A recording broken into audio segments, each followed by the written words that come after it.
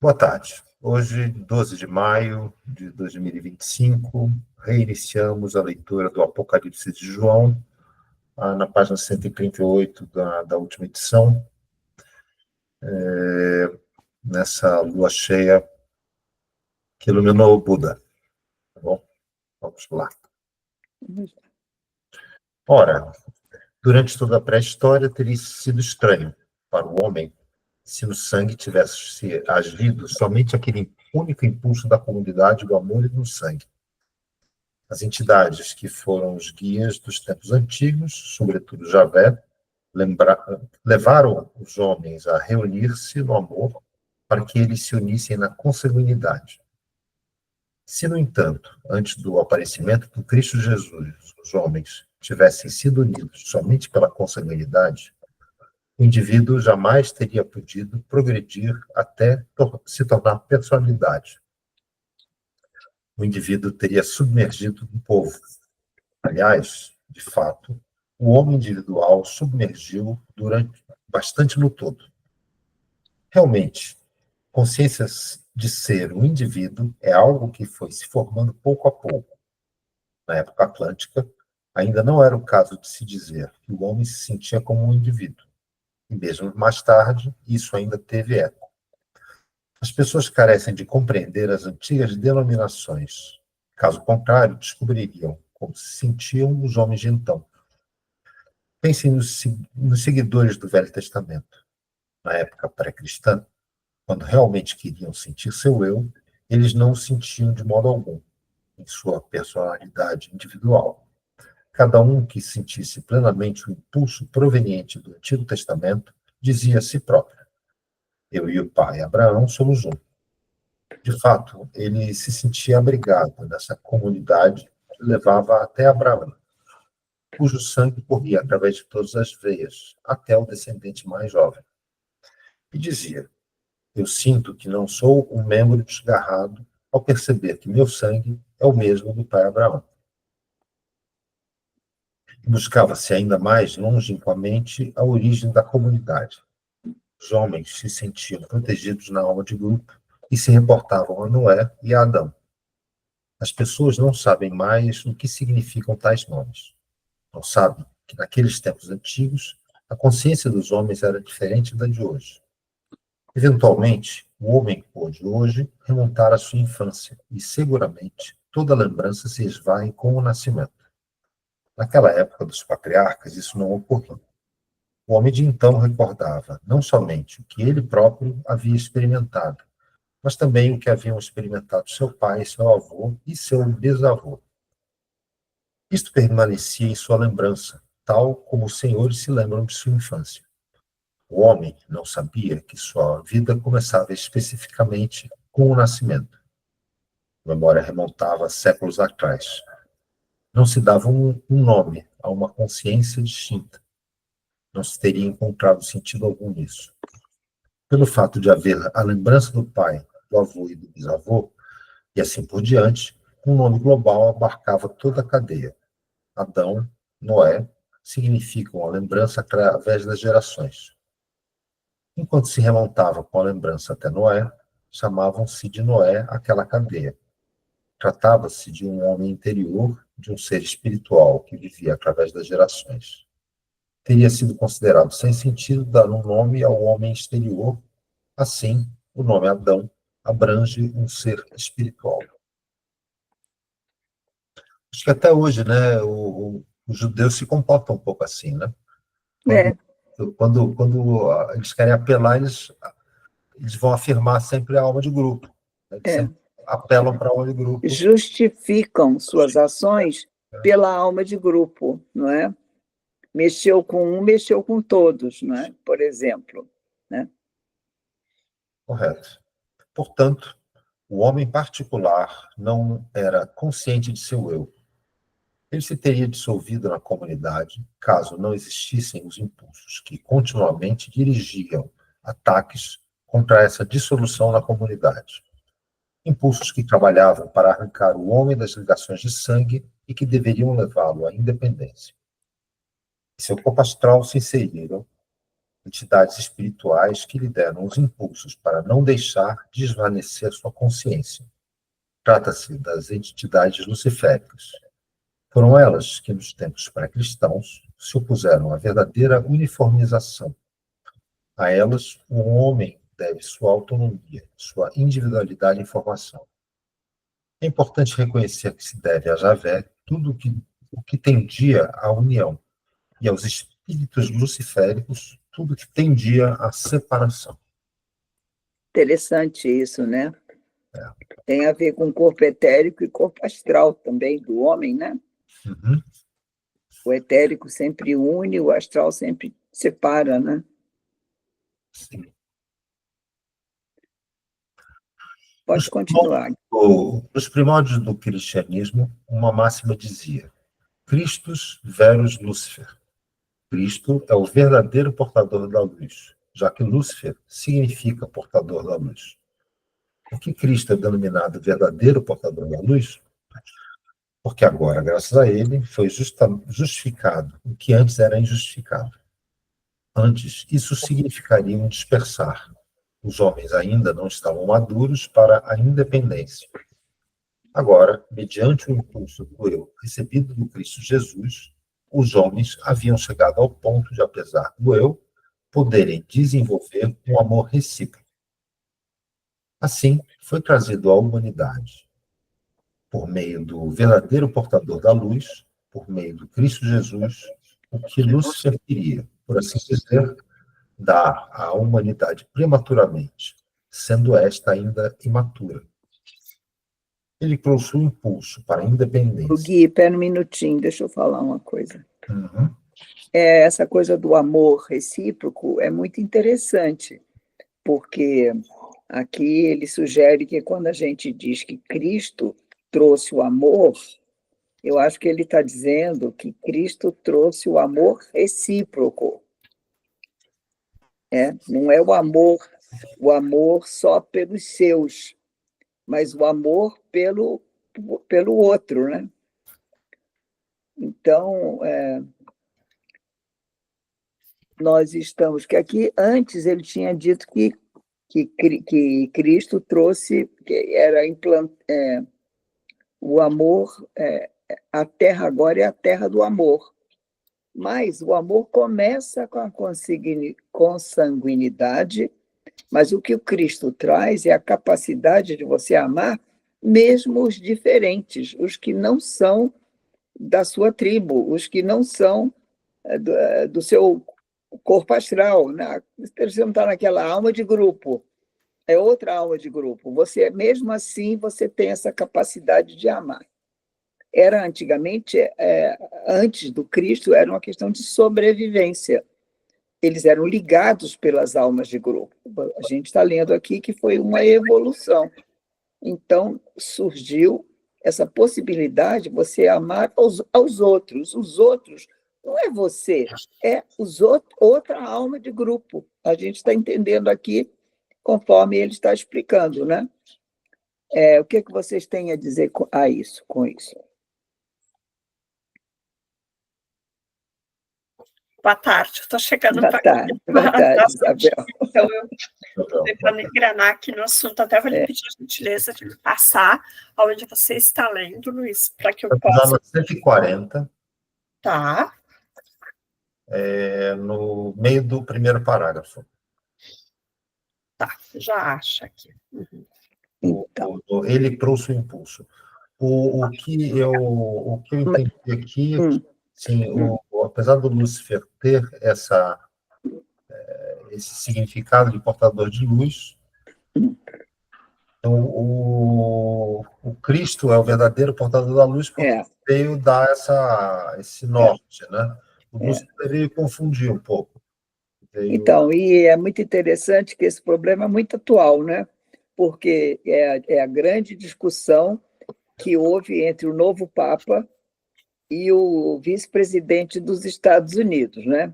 O vice-presidente dos Estados Unidos postou que Jesus ensina a amar a família, depois aos seus amigos, depois aos seus... Você tem um ranking amor, né? Tem um ranking.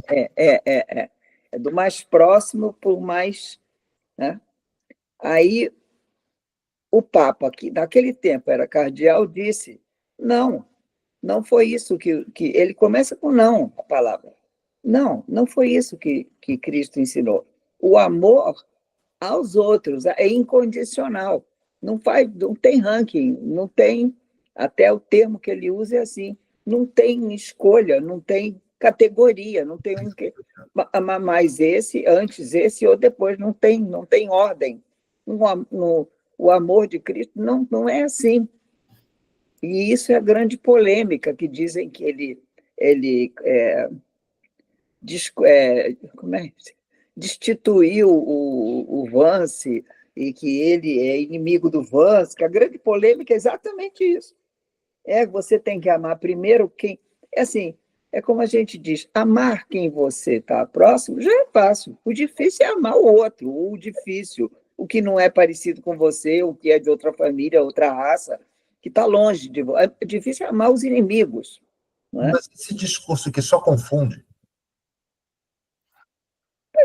Mas Me isso parece mais do anticristo do que qualquer outra coisa. Assim, mas esse quero dizer que como a leitura está muito clara a modernidade desta leitura, não é? Eu acho muito interessante isso, né? Eu hoje estava vendo aqui no meu livro, eu li esse livro há 20 anos atrás. Exatamente aqui, olha, o meu livro é de 2004. Olha aqui, está aqui escrito no meu, não sei se já mostrei, 2004, está vendo? Então, estamos agora lendo, 20 anos depois, né? 2025, e agora, engraçado, ficou tão claro as coisas que aconteceram nesses últimos 20 anos, o que 20 anos, esses últimos, mudaram o meu olhar aqui. Como isso aqui, de repente, está muito vivo e está muito atual, né, do que nós estamos vivendo, né? Todas esses países que não estão aceitando os imigrantes é porque são de outra raça, gente. O Trump acabou de fazer isso, aceitar hoje a notícia do dia, aceitar todos os imigrantes brancos da União Africana. Como é que é? Ele está aceitando como refugiados são perseguidos pelos negros. E acabei de ler isso na hora do almoço. Gente. Os sul-africanos brancos serão muito bem recebidos nos Estados Unidos. Os pretos, não. É mesmo? Uau. Eles estão, asilados políticos, estão sofrendo perseguição. Então, você quer mais atual do que isso, do que a gente está lendo aqui? Nossa! Pois é. Então, vamos continuar. Vamos que vai melhorar isso aqui, vai ficar bem bom. Animemos-nos na fé de Cristo. Não, aqui está esclarecendo muito, né? Fale, vamos continuar. Ele trouxe o impulso para a independência, mas também o amor espiritual que une tudo que não seja consanguíneo. Por seu intermédio, chegou a época em que a humanidade amadureceu para que o Lúcifer, já antes, queria realizar. Mais tarde, a máxima Christus verus Lucifer não foi mais compreendida. Só quem a compreende corretamente vem a conhecer os primeiros ensinamentos do cristianismo. É assim, portanto, que devemos compreender esse impulso. É assim que devemos reconhecer como a humanidade foi preparada para a posição a qual devia chegar. Assim sendo, as 4 épocas, a hindu, a persa, a egípcia e a greco-latina, foram épocas de preparação, de indicação para o grande evento crístico. Contudo, é possível ao homem manter-se, por assim dizer, intransigente. Pensemos numa pessoa que tenha vivido no tempo do Cristo Jesus e imaginemos que ela pudesse decidir conscientemente sobre o que queria.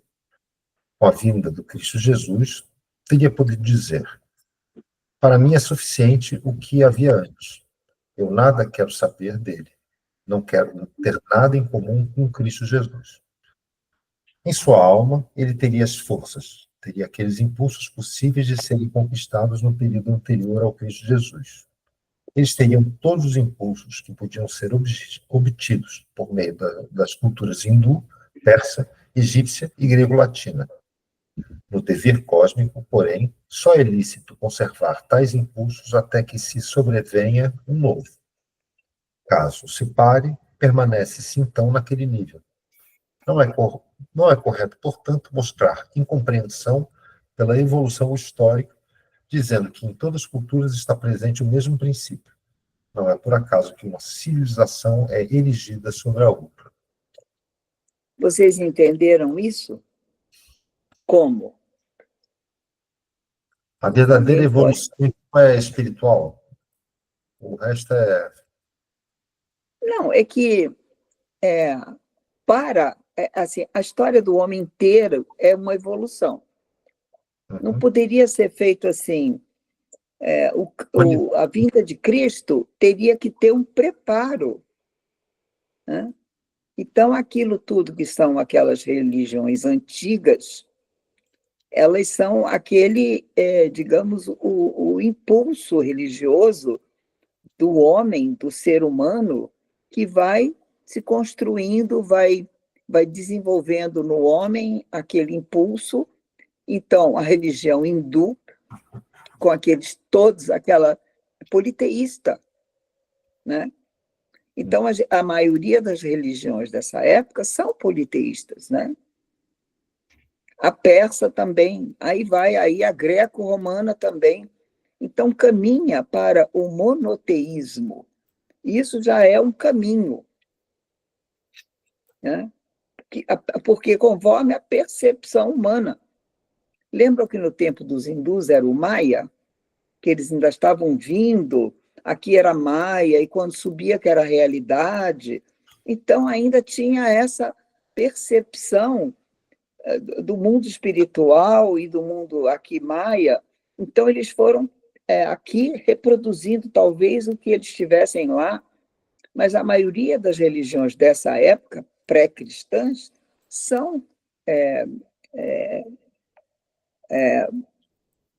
religiões politeístas, com vários deuses, que depois, num outro livro, Steiner diz que são elementais, são seres que não encarnaram direito, nem são deuses, nem são homens, são seres que estão no meio, então eles têm outras qualidades, eles têm outras maneiras de maioria desses elementais, né, que eram os deuses gregos, você tinha os semideuses também, são elementais.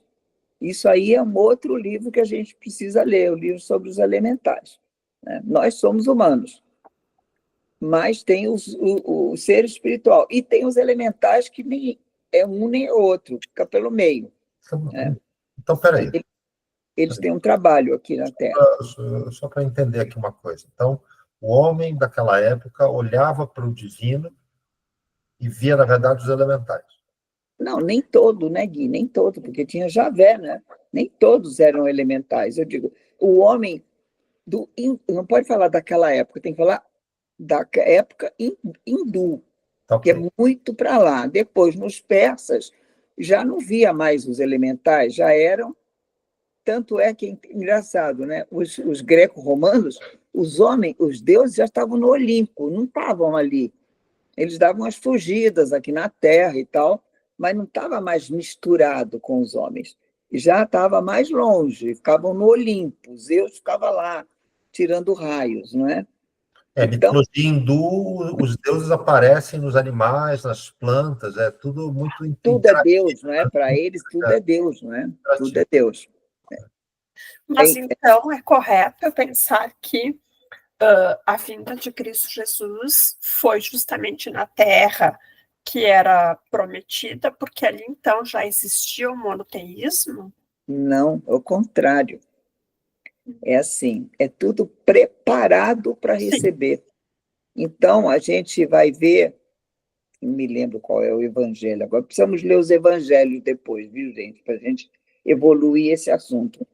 É assim, tem duas correntes para formar. Primeiro, o povo judeu foi escolhido e foi separado. E depois, dentro do povo judeu, duas famílias. O natânico e o salomônico, entendeu? Então, você tem a linhagem do José e a linhagem de Maria. É tudo já arranjado. E depois, essas duas famílias se unem e nasce, então, esse Jesus,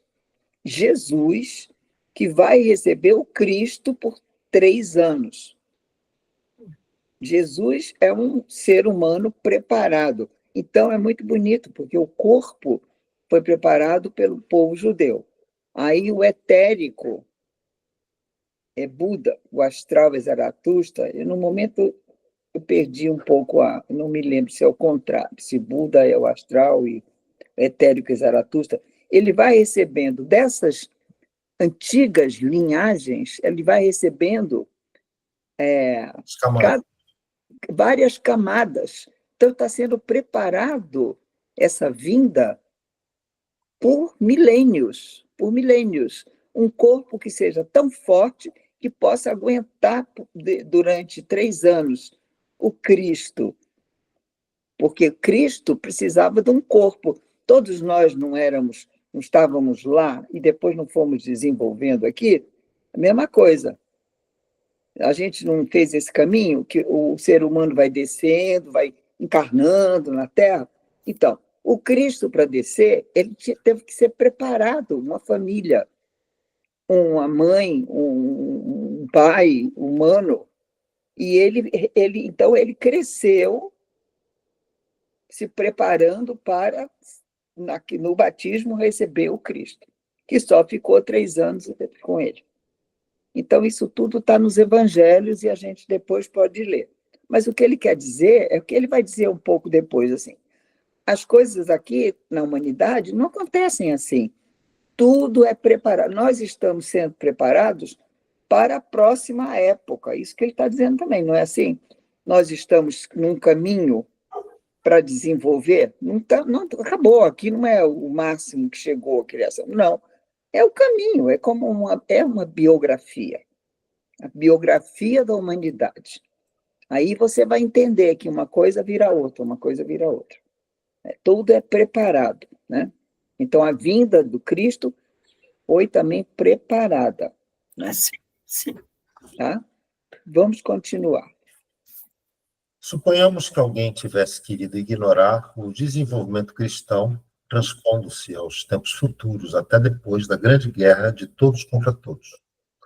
Porém, aí ele nada teria de grande princípio crístico do amor que congrega os eus, que faz dos homens comunidades. Ele teria justamente tudo o que conduz os eus ao abismo. Teria as forças dispersantes, as forças fragmentadoras. Isto nos é mostrado por uma circunstância que nos leva a perguntar: por que a abertura dos primeiros 4 selos nos fornece um quadro tão desanimador? Agora, eu queria só uma paradinha aqui para mostrar a modernidade do texto. Olha o que ele diz. Que por aí, quer dizer, suponhamos que alguém tivesse querido negar o desenvolvimento cristão, etc. Aí, assim, ele, a pessoa que estiver pensando, né, nada teria do grande princípio crístico que congrega os eus, que faz dos homens comunidades. Ora, nós estamos agora com esse Papa Sim. agostiniano, e qual é o que traz Santo Agostinho? A formação das comunidades. Olha a modernidade aqui, Dudu. Olha aqui, onde você vai achando a linguagem moderna, o que está acontecendo. Então, quer dizer, a meta é trazer para o ser humano esse amor incondicional pelos outros que leva a formar comunidades, que não podemos trabalhar sozinhos. O homem não é um animal que pode trabalhar sozinho. ele é gregário, ele precisa da comunidade para agir. Isso é a mensagem moderna que a gente está recebendo agora do Papa Agostiniano. Né? Muito bem. Vamos continuar, Gui. Vamos ficar com isso em mente, né? Que a mente do homem, que a meta do homem não é mais o amor individual, familiar, a meta é amar a todos e formar comunidades mistas. Essa é a meta do homem. Pode ir, Gui. Porque nele se manifestam os homens que querem estagnar nessas 4 culturas preparatórias, nas quais está presente a antiga forma de Lúcifer, que os dispersa. Por isso, mediante a abertura dos selos, nos é mostrado como eles também recebem a configuração que adquiriram para si. Quer dizer, o contrário de querer formar comunidades é querer ficar naquele estágio que só os seus próprios grupos que valem, né? Acho que é a forma antiga, não é? Uhum. Aquela alma de grupo, aquela coisa da família, a consanguinidade, isso é a forma antiga. Você ficar preso na sua raça, na sua família, na sua... É um funcionamento muito dos bilionários, né? Que se acham também dentro de um Olimpo diferenciado, né? Mas também tem, assim, muitos povos mais simples também, que também tem isso, né, Gui? Tem muito essa tendência de cultivar a própria cultura, a própria língua. E o que ele está fazendo aqui é abrir o homem para tudo. O homem não pertence a... Gente, a gente encarna cada vez num lugar, talvez, cada vez você fala uma língua. Sim. Essa reencarnação, que você está cada vez num grupo, numa família, num país, nós aqui que moramos aqui, a gente sabe disso. Talvez num país onde nada aconteça, que as pessoas estão lá reencarnando ou vivendo no mesmo país, no mesmo agora, 500, 600 anos, como na Europa, mas aqui vem todo mundo de outros, aqui é o cadinho do mundo. Aqui a gente está vivenciando isso. Né? Vem cada um e todo mundo tem que se aceitar. Porque esse é o movimento moderno. A nossa sociedade é mais moderna. Nós somos a experiência para formar o homem do futuro. Assim é a minha visão. Vamos continuar. Vamos lá. Eles não tomaram conhecimento do evento do Cristo Jesus. Renascerão nas figuras que lhes podem ser dadas sem a influência do princípio crístico. Por isso surge novamente aquilo que indica a mera inteligência, o mero intelecto. Por 4 vezes consecutivas aparece o cavalo. Surge a antiga figura humana que o homem recebeu por ter assumido a natureza equina. Essa figura surge na abertura dos 4 primeiros selos. E no momento em que é aberto o 5º selo, para quem é chamada a nossa atenção, para os que, na época precedente, aprenderam a compreender o evento do Cristo Jesus. Vamos olhar o 5º selo? Vamos todos olhar no fim do livro o 5º selo? O que se trata? Se trata que essa mulher, com essas vestes de luz, pisando na lua, e embaixo tem uma serpente, e em cima tem uma coroa de estrelas. Essa é isso que ele está mencionando, né? Uhum. Pronto, vamos voltar. Tá. Eles usam vestes brancas, tendo permanecido desapercebidos. São simbolicamente trucidados. E são eles que são conservados para a espiritualização do mundo. Assim, a ligação com o princípio do Cristo Jesus é que leva os homens a usar aquelas vestes brancas e a aparecer quando é aberto o 5º selo. Vemos aí como é indicado clara e precisamente que o momento da aparição do Cristo Jesus é uma época importante para a humanidade.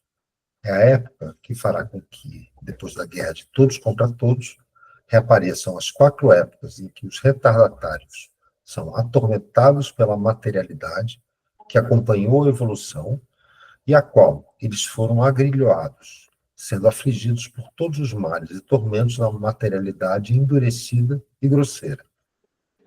E tudo o que nos é descrito posteriormente no romper dos selos, não representa senão o penetrar no abismo. Enquanto na quinta época são apenas brevemente mencionados os eleitos, de resto não são mostrados todos os que permanecem na materialidade e penetram no abismo, que assumem as conformações já pré-existentes por não terem acompanhado, por não terem acolhido em si a força para transformar essas figuras. Quer dizer, o que vai fazer os homens não caírem no abismo? O desenvolvimento dessa possibilidade de transformar esse amor em amor pela humanidade, né? Eu estou entendendo assim. O outro, até ali, as 4 épocas anteriores levavam para essa consanguinidade. E aí puxavam as pessoas para o abismo. Isso, se você continuar, é uma espécie de um egoísmo, uma espécie de uma coisa que você fica só ali na intelectualidade daquilo. Aí ele está falando aqui, pelo que eu estou entendendo, que para você não cair nessa intelectualidade, nessa razão, esse desenvolvimento simplesmente da razão, aí eu completo dizendo que, pelo que eu deduzi da leitura, é a capacidade de desenvolver em si essa capacidade do amor absoluto, o amor fraterno, né? Como se diz? O amor fraterno, o amor pelas diferenças, o amor pelos outros, que não são da sua consanguinidade. Então, isso eleva você espiritualmente, né? Primeira coisa, né? Bom, vamos continuar. Alguém tem alguma pergunta? Alguma consideração, algum entendimento? Então, vamos continuar. Vamos lá. Os senhores podem fazer uma ideia disso. Só um minutinho. Tá. Imaginem todas as figuras humanas de hoje como sendo de borracha, e que no interior de tais corpos humanos de borracha estivessem a força anímica interior que conferiria a aparência humana a esses corpos de borracha. Imaginem que retirássemos dali a força anímica. Os corpos de borracha encolheriam e os homens passariam a ter conformações animais. No momento em que os senhores retirassem a alma do corpo humano de borracha, os homens lhes mostraria uma figura animal. O que o homem conquistou para si é algo que hoje ele produz por meio de sua própria força. Se os senhores pudessem observar o que ele produziu antes no corpo astral, veriam a existência de tal semelhança animalesca. É realmente algo como uma força interior que confere ao homem de borracha sua conformação atual. Imaginem essa força afastada. Imaginem o homem não fecundado pela força crística. E o homem retrocederia à figura animalesca. Assim sucederá aos que decaírem. Depois disso, esses formarão um mundo que, por assim dizer, estará abaixo do atual, o mundo do abismo, em que o homem assumirá novamente uma figura animal. Assim, aprendemos a compreender como será de fato a evolução. Pouco a pouco surgirá o que agora vem sendo preparado, tal qual em nossa época também surgiu. Pouco a pouco, que foi predisposto no período Atlântico.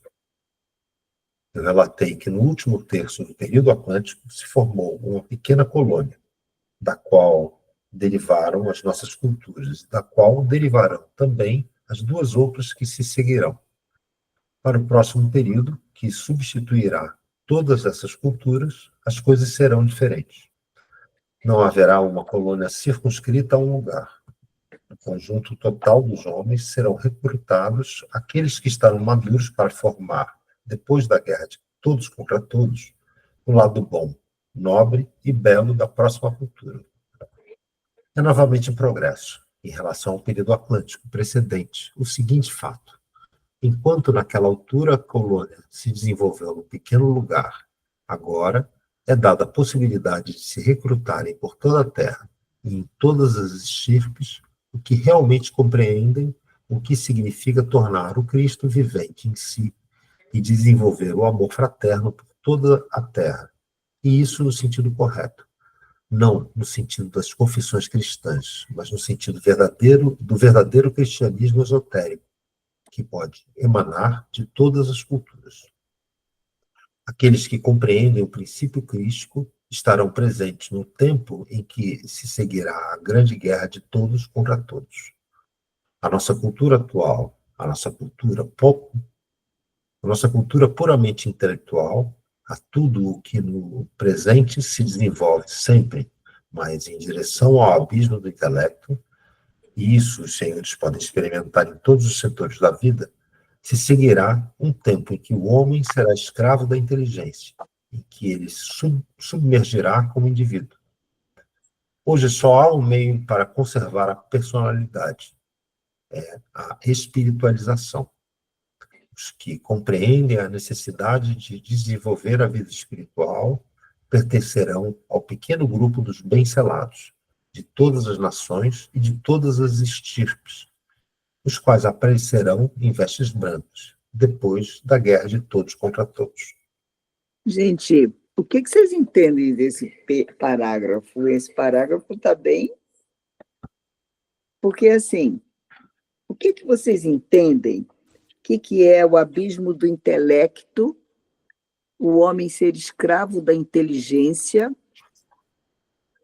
que vocês entendem por isso? O que é esse intelecto e essa inteligência tão devastadores assim, que vão ser para o mal do homem? O que é isso? É a internet. Para mim, é uma inteligência voltada para o materialismo somente, né? A serviço do materialismo, pelo que eu estou entendendo. Imagino. Mas é assim, eu acho que é essa forma que o homem pensa, eu entendo assim, o abismo do intelecto e da inteligência, eu entendo assim que é tudo pela dedução, né? O homem fica deduzindo, é como a ciência, não é? Que vai deduzindo as coisas sem vivência ou sem uma experiência mais humana, sem colocar mais assim essa parte do homem. É aquela coisa da ciência que não mistura sentimento com prática, não é? O cientista não é assim, ele não dá a opinião dele, ele deduz, ele observa. Essa metodologia científica, que é muito fracionada e que é muito lógica, mas é uma lógica, às vezes, desumanizada. Como está ficando a medicina, por exemplo. Eles seguem só os protocolos, sabe? E a nova geração de médicos está sendo formada desse jeito, seguir protocolos. Então, você faz assim, conforme tem um manual ali. E a parte que você raciocina, e a parte que você tem que usar o todo, contextualizado. Até, né? Não é tudo muito... Então, eu acho que essa inteligência aí que a gente vai estar sucumbindo é essa inteligência artificial, essa inteligência que dessa ciência, que é uma ciência materialista, por estatística, por... Isso. Sabe? Então, acho que... E também ciência que divide, né? Sim. Compartimentaliza o conhecimento, deixa ele... Cada um sabe um pedacinho, ninguém mais sabe juntar as partes. Sei lá. E é uma ciência, assim, que se você for ver, esse cientista, esse professor PhD, ele é um Deus, ele vive no mundo. Aí entra o egoísmo, né? Essa parte do egoísmo, né? Desenvolve os egos, as pessoas se acham inteligentes, e é uma coisa que aí mexe naquilo que eles não admitem, mexem no sentimento, né? Fica a cabeça completamente separada do corpo, né? E aí entra o ego, né? As pessoas ficam acreditando que são super deuses, não é? Então, é isso aí, é isso aí, é isso aí. Muito atual, né? Muito atual. Então, vamos continuar. Vamos.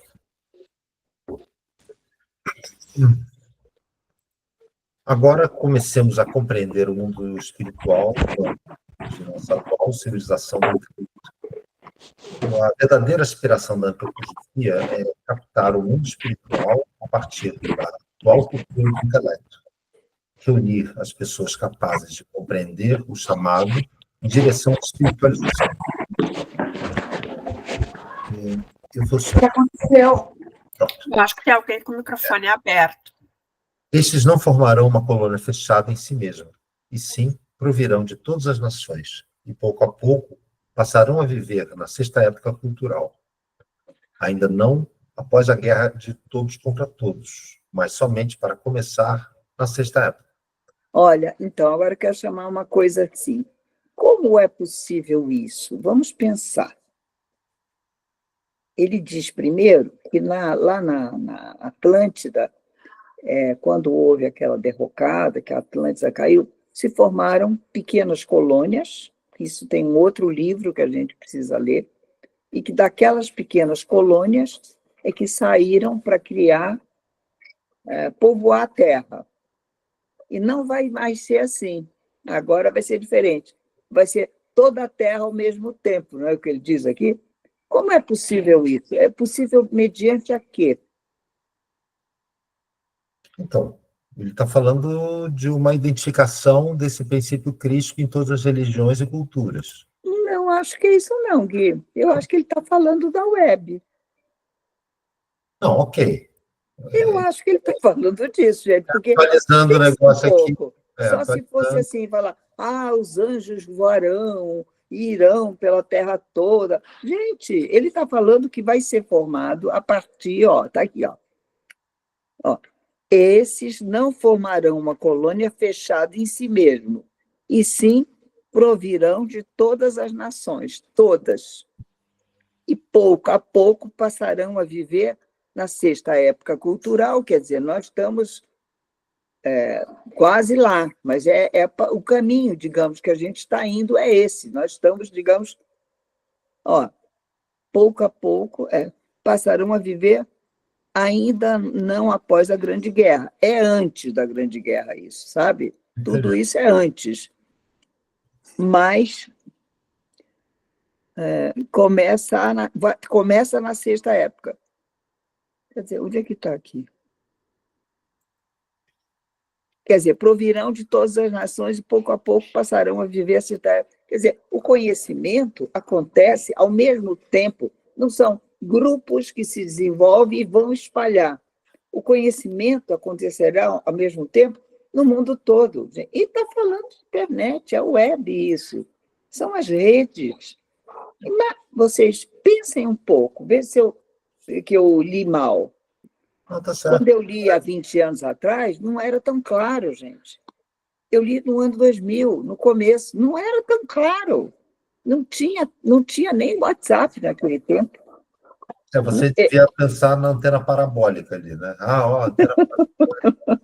A gente pensava assim, é a televisão, sei lá, é o telefone. Mas, gente, agora está demais.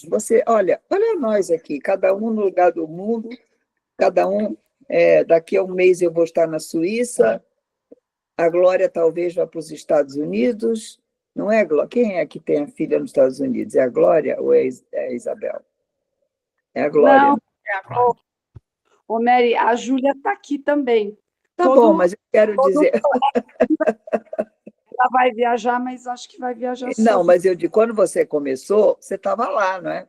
Lá, eu quero dizer assim, aí, por exemplo, no meu outro curso, eu tenho uma no Rio Grande do Sul, outra na Bahia. O que é isso, gente? É tudo ao mesmo tempo. Não sim. É isso que eu quero dizer. Antigamente, você tinha, assim, nas capitais, os grandes impulsos, que depois aquilo andava, não é? Agora não, pá, ao mesmo tempo, eu acho que é isso que ele está falando. Essas são as novidades que estão aqui, e que, se você não sabe, você não reconhece. Eu, em 2000, eu li isso aqui, em 2004, não pensei nada disso. Agora eu penso. Agora, hoje, quando eu fui ler, eu pensei, nossa, ele está falando de outra coisa, todo mundo ao mesmo tempo, todas as nações do mundo. Ele está falando da internet. Mary, e ali na quinta época cultural, ele escreveu A Nossa, na época de Steiner. Você não acha que, então, agora nós já estamos na sexta época cultural? Então, está andando assim, ó. Nossa, mudou tanto. Está preparando. Não, já estamos. Está o começo, pelo menos, né? Começa a ter vestígios da próxima, né? Gente, está muito. Não, está perto da guerra, né? Porque antes da guerra, que é tudo isso. Vamos continuar, que vocês vão ver quanta coisa interessante tem aqui. Então, vamos botar aqui. Eu vou botar aqui, vou escrever web, que não tinha. Em 2000 não tinha isso. Não é? Você concorda, Gui? Concordo. Vamos lá. Por enquanto, ainda existem as necessidades relacionadas com antigas necessidades raciais. Em nossa época, ainda se confunde época racial e época cultural. O verdadeiro conceito de raça perdeu seu significado.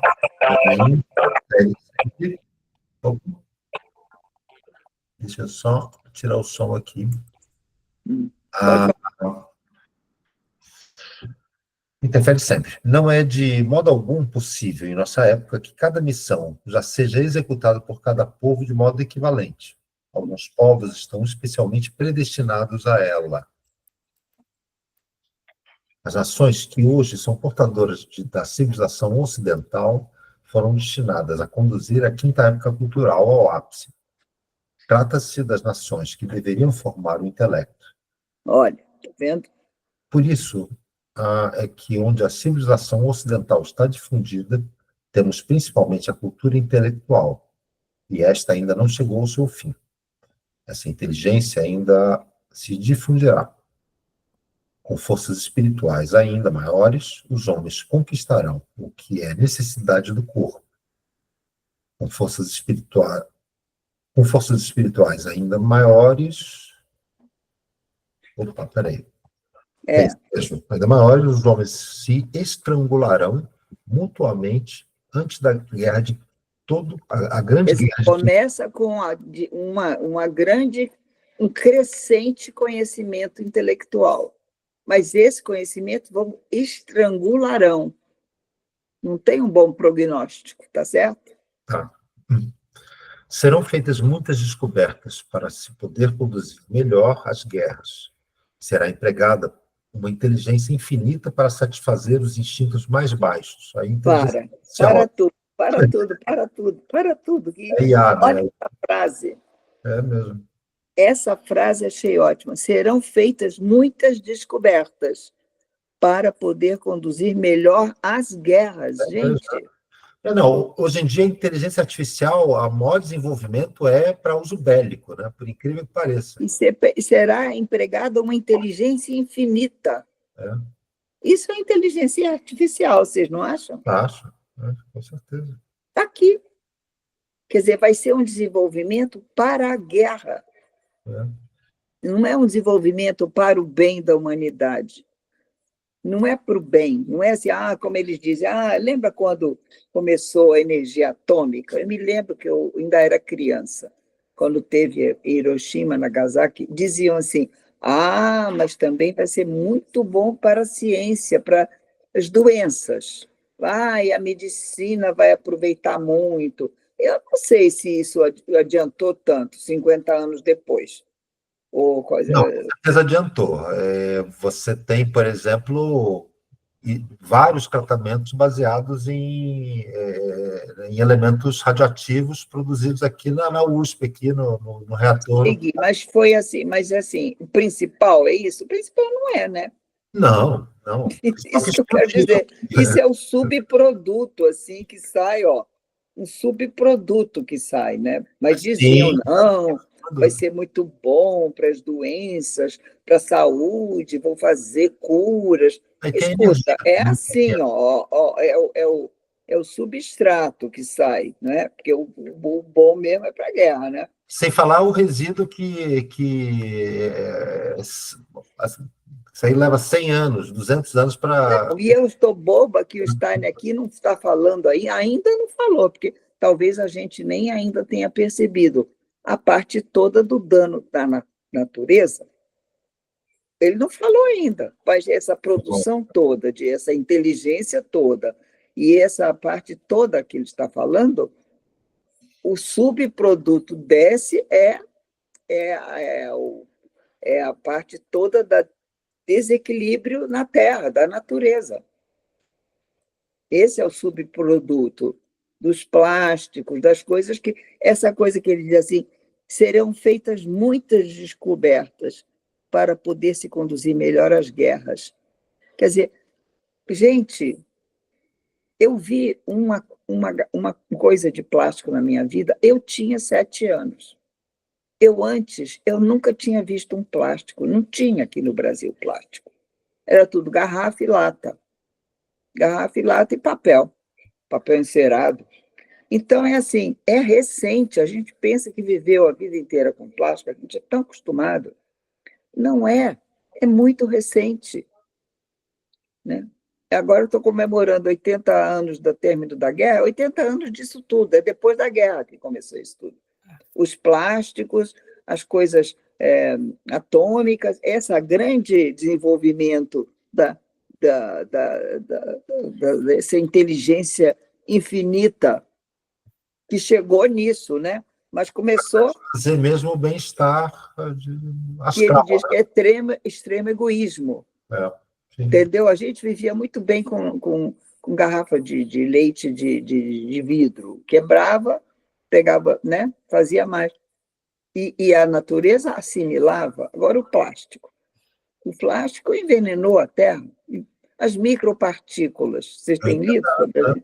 80 anos. Muito rápido. 80 anos. 80 anos. Disso aqui. Então, isso aqui a gente sabe que é agora. Isso aqui, esse parágrafo, a gente sabe que é agora. A gente está datado isso aqui. Pela invenção do plástico e da energia atômica, que eu acho que fizeram muita diferença. A Segunda Guerra Mundial nem tinha plástico, nem tinha energia atômica. Agora tem. 80 anos foi isso que aconteceu. Então, vamos tratar o próprio drone, né? Que é o drone da guerra, né?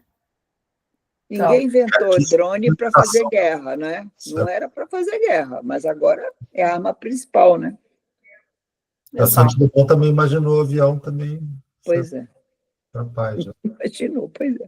Então, vamos continuar. Ok. Porém, em meio a isso, se prepara aquilo a que certas nações orientais do Oriente Setentrional estão predispostas. Algumas nações preparam-se. Minutinho. Eu me dei ao trabalho de procurar o que era na Oriente Setentrional. Sabe onde é ele? O que se chama? China, Japão, Isso é Extremo Oriente. Oriente Setentrional é exatamente a Sibéria. Pode procurar no Google. Setentrional é sinônimo de norte. Né? Então, eu fui procurar hoje. Mas a China é setentrional e... Bom, enfim, Gui, é lá, Gui. Está aqui, vamos ver o que é que eles vão fazer lá. As nações preparam-se para despontar de uma certa obtusidade e trazerem grandes e poderosos impulsos, o que será um impulso espiritual, algo como polo oposto à inteligência.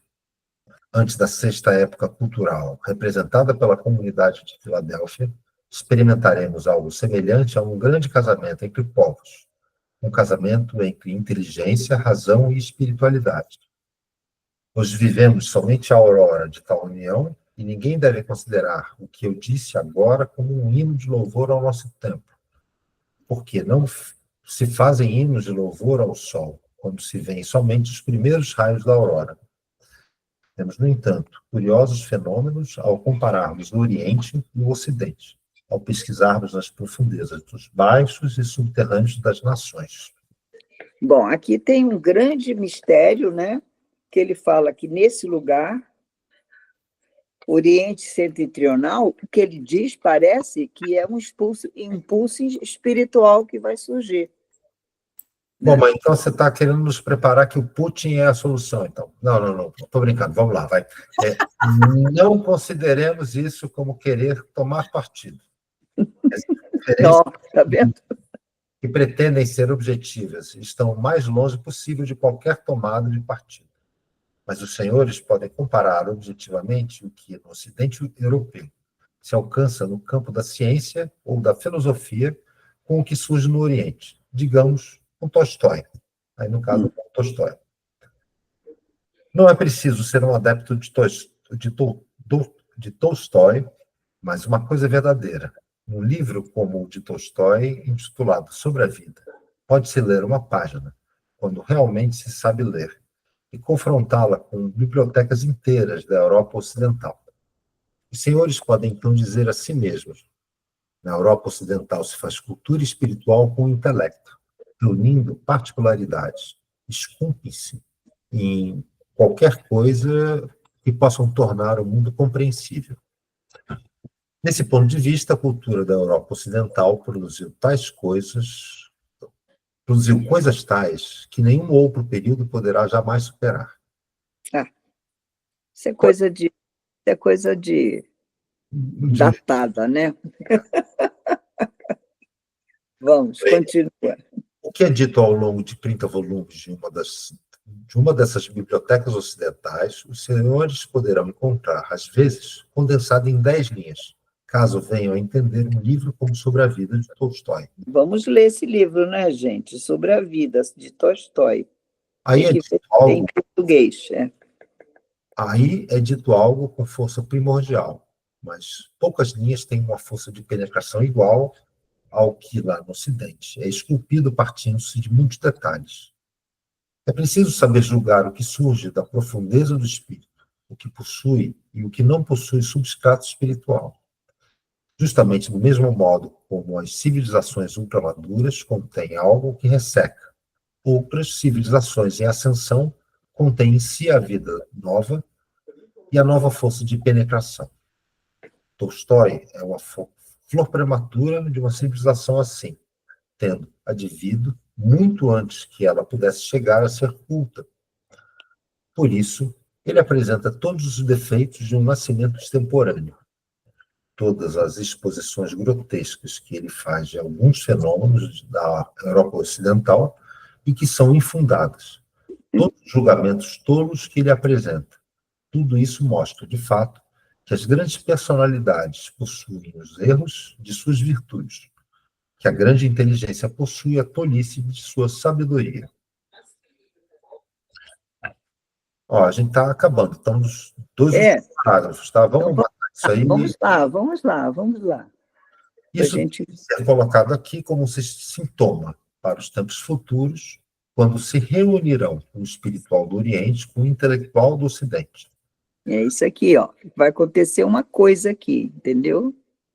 Dessa confluência. O espiritual do Oriente, aquele Oriente lá da Sibéria, junto com o intelectual do Ocidente. Tá? Vamos ver o que vai acontecer. É isso. Essa é a pista. Né? Dessa confluência nascerá a época de Filadélfia. Em tal união se encontrarão todos os que acolherem em si o impulso do Cristo Jesus. E esses formarão a grande irmandade que sobreviverá à grande guerra e que será hostilizada, e que experimentará as mais diversas perseguições, mas que fornecerá a base para a raça dos bons.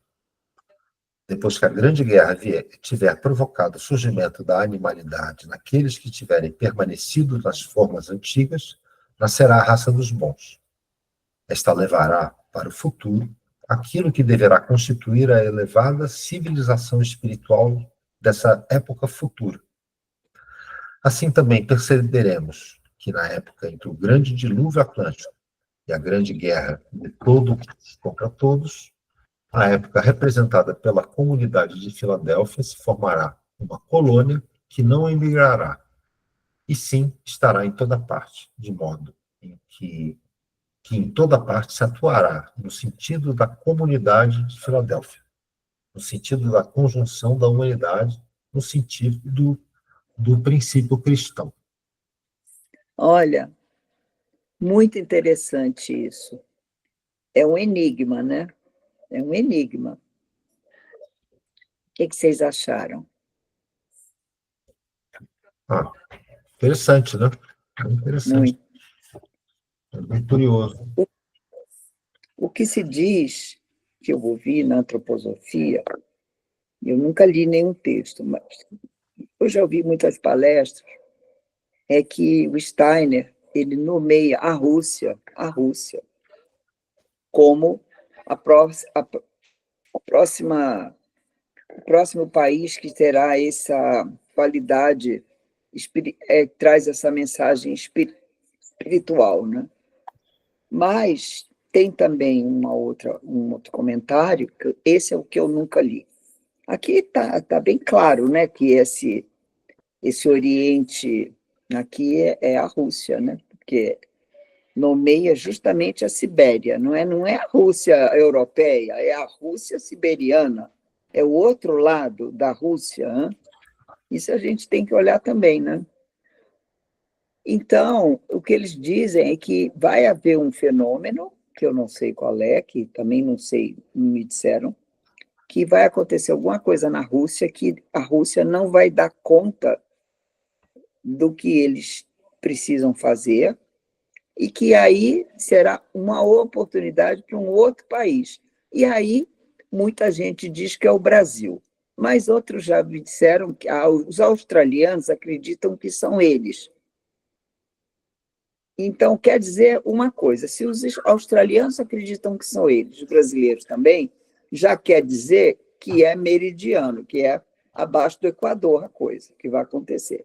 Mas, assim, nós ontem, no Dia das Mães, tivemos um diálogo à mesa que falava justamente sobre isso, né? Que, assim, os russos, hoje em dia, eles... Aliás, durante toda a história do Império Russo, eles foram colocados dentro dessa Europa Ocidental como sendo assim um povo menor, um povo que dormia no chão, que se industrializou depois de Pedro, né? Então houve todo um movimento depois de Pedro para que houvesse a modernização da Rússia, né? Tolstói, por exemplo, é anterior a Pedro.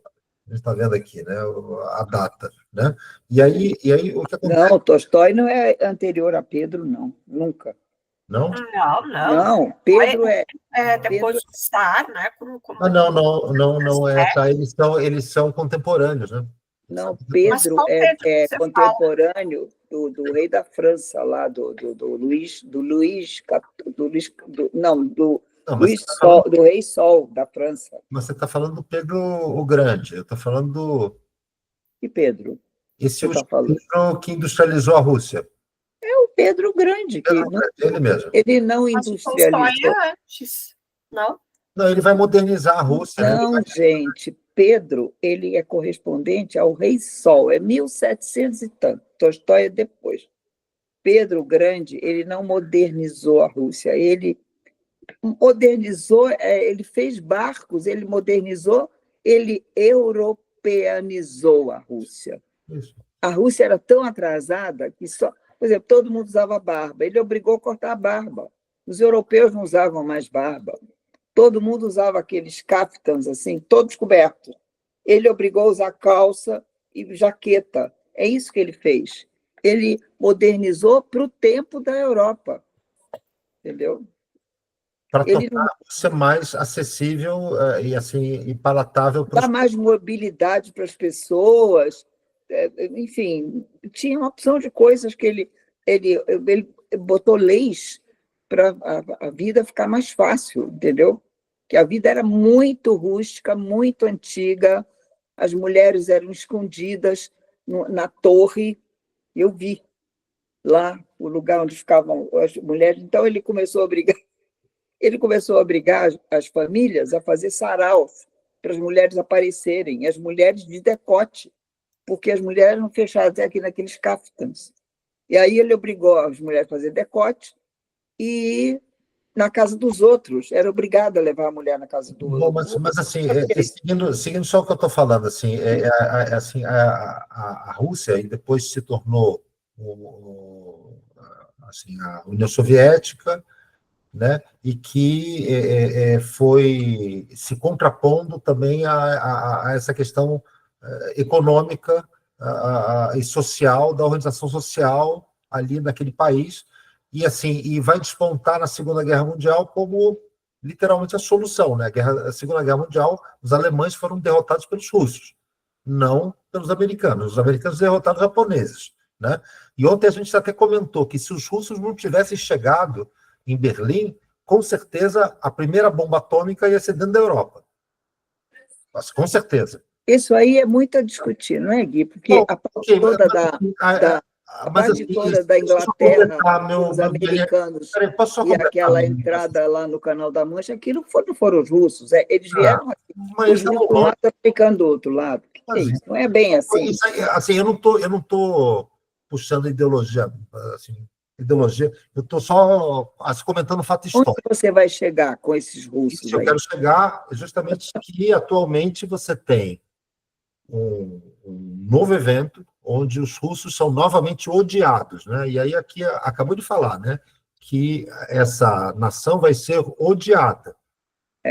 Era onde eu queria chegar. Então eles sempre foram odiados, eles sempre sofreram um preconceito brutal na Europa, e eles foram com tentativas de serem aceitos e sempre foram excluídos eu diria diferente, a Rússia fez feito o Japão, se fechou.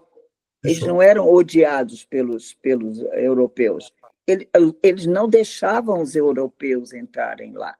Eles tinham fronteiras fechadas, como o Japão fez. Sim, o Napoleão tentou invadi-los. Sim, Napoleão foi depois do Pedro. Pedro que abriu as fronteiras da Rússia. E Catarina abriu as fronteiras da Rússia. E Napoleão foi depois disso tudo. Não, e Napoleão não conseguiu nada, lembra? Conseguiu nada. Mas o fato é que foi um país que se fechou e depois quis expandir. É diferente. Depois se abriu, porque viu que estava ficando para trás, que as coisas modernas estavam acontecendo na Europa, porque o centro do mundo, depois no Renascimento, era a Europa. Não se pode negar o que é verdadeiro. O centro do mundo, as grandes conquistas do Renascimento foram na Europa. A Europa foi isso que o Steiner está falando aqui. Ele quer falar isso, que os grandes pensadores se reuniram todos na Europa, não é? Então, nem a América, nem a Rússia, nem a Oriente mais. A Oriente já tinha passado. O Steiner fala que assim, vai passando, gente. Não tem nunca ninguém que é o máximo. Agora, o que eu entendo é que essa cultura europeia que se formou ali naquele, como ele fala, ali naquele centro-Europa, se derramou pelo mundo todo. Porque depois a gente fala American Way of Life, mas não é. Os americanos são ingleses que foram para lá. São ingleses que foram para lá. E aquilo se tornou uma cultura europeia que virou adaptada, que foi se adaptando pelas colônias pelo mundo todo. Nós aqui, por exemplo, temos uma cultura europeia. A gente aprendeu etiqueta, maneira europeia, as faculdades, a formação vem dali, do meio, das universidades alemãs, francesas, que são as mais antigas do mundo. Inglesas. Então, a Inglaterra, com o colonialismo dela, a gente tem que perguntar sempre qual é a parte espiritual dos movimentos. O colonialismo serviu para o mundo fazer essa expansão, levar essa cultura. Como é que seria possível hoje em dia uma internet se todo mundo não falasse inglês, se todo mundo não tivesse, se esses pontos todos dessa cultura europeia não tivessem pelo mundo todo? Seria impossível. Então, a gente está entendendo espiritualmente o que aconteceu, esse expansionismo cultural, porque foi um país que levou a cultura pelo mundo todo. Ele aqui está falando que os alemães têm uma grande contribuição. Agora, quem levou foram os ingleses, que tem no mundo todo, a Índia, a China, tudo colônia inglesa, né? E Estados Unidos também, é tudo inglês. A nossa pontinha, a nossa pontinha aqui, espanhol, português, espanhol, que era um dos povos, naquela época da conquista, mais fortes do mundo. Então, os poderosos, como ele fala aqui, se expandiram e, com isso, jogaram essas sementes no mundo todo. Hoje em dia, a gente toma Coca-Cola no mundo todo. A gente, vou falar uma coisa mais europeia, o quê? Come pão branco no mundo todo. Sei lá o quê, faz as coisas. A forma de comer com talher, não foram os americanos que inventaram isso, né? Não foram. Foram os ingleses e franceses. Aliás, o garfo veio de Portugal. Isso é interessante saber. Antes comeu com a mão. Então, é assim, a gente está entendendo aqui que as coisas são uma sucessão. Tudo tem a ver com tudo, né? Você pensa aqueles reis todos da Europa casando uns com os outros, o rei da França casando com a princesa espanhola e a princesa espanhola casando com o rei da Inglaterra. Vai ver aquela mistureba que foi dando. Até os russos foram casar com as princesas. A Alexandra, a última czarina, era alemã, mas, porém, neta da rainha Vitória. Ele era neto, o Nicolau, era neto da rainha Vitória. Quer dizer, os antepassados eram inglês. Então, é assim, essa mistureba que foi dando, e agora possibilitou o quê? Isso que a gente está lendo aqui, a internet, não é? Isso que ele disse, o mundo todo ao mesmo tempo, não seria possível sem essa preparação, né? O mundo todo tem internet. Eu ouvi uma história, meu irmão foi para o Butão. Vocês conhecem o Butão? É um país muito bonito, maravilhoso. Como é que é a felicidade? É o país da felicidade, né? Maior índice de felicidade do mundo. Aí meu irmão foi para lá com a minha cunhada. Quando ele chegou lá, é um país super simples, cheio de monge, e aquelas montanhas, eles foram para lá. Quando eles chegaram lá, todo mundo de celular. Quando eles subiram 2 horas caminhando, chegaram no alto do monge, no mosteiro, todo mundo, os monges, todos de celular. Tem celular no país todo. Entendeu?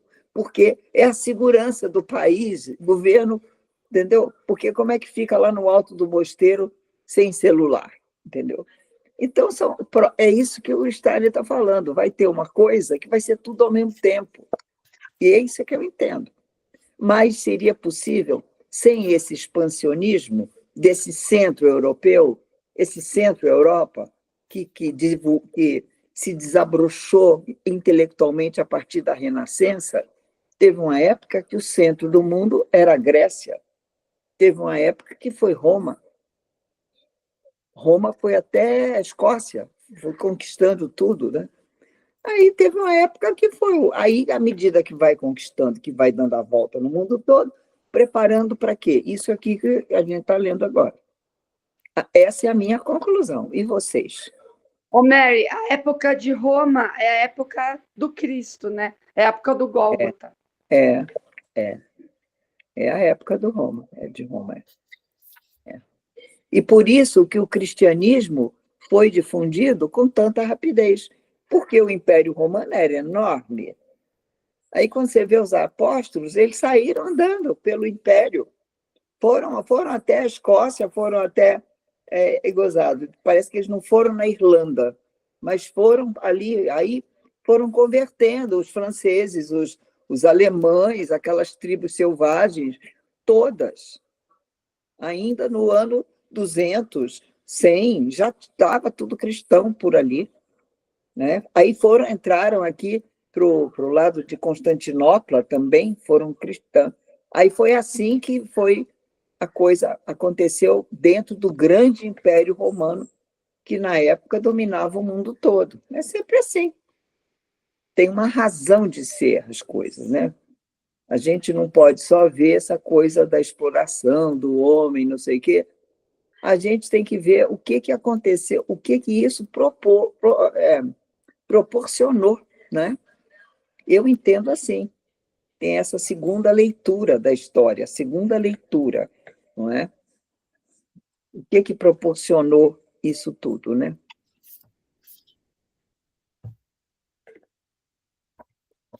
É isso, já demos nosso horário. Então, vamos ler a nossa oração e vamos pensar mais sobre isso.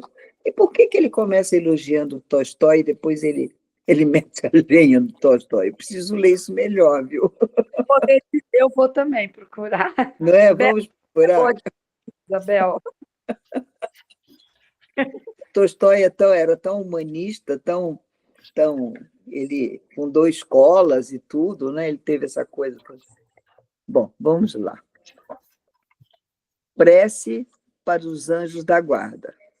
Espíritos de suas almas, efetivos guardiões, possam vossas asas levar o amor suplicante da minha alma aos seres humanos nas esferas, confiadas a vossos cuidados, para que, unida a vossa força, possa meu amor irradiar em auxílio das almas que ele amorosamente busca. Rudolf Steiner. Então, meus queridos, até semana que vem. Uma boa semana para vocês. Até lá. Obrigada. Boa semana para todos. Tá.